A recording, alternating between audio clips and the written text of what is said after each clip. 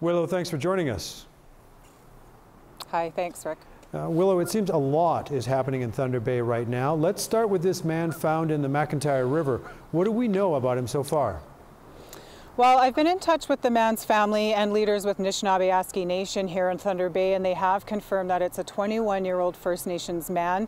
I've spoken with his sister. His sister describes him as being smart, kind, and loving, and someone who really enjoyed spending time with his nephew. We're not releasing we do know the identity, but we're not releasing his name at this point out of respect for the family.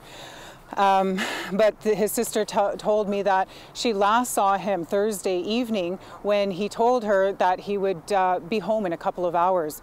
Of course, that didn't happen. Meantime, Braden Bushby, the man alleged to have thrown a trailer hitch at the late Barbara Kentner, was scheduled to be in court today. What can you tell us about that?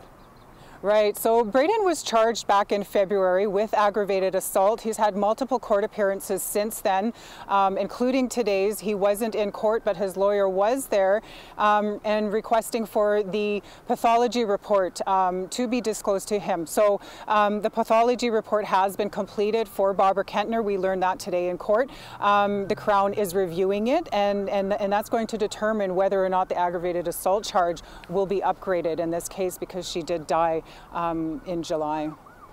And last but not least, the Ontario Police Watchdog will be holding a public meeting in Thunder Bay tonight as part of their systemic review of the city's police service. What will go on there?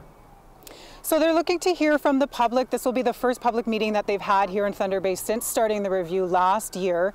So it's happening this evening. They're wanting to hear from people in Thunder Bay about their perspectives on the relationship between the police and Indigenous people here in the city. So I'm expecting that there's going to be a lot of raw emotion tonight, just given the circumstances that there was yet another river death just over the weekend.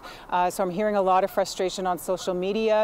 People are just wondering what's happening and why is this continuing to happen to First Nations people here in Thunder Bay.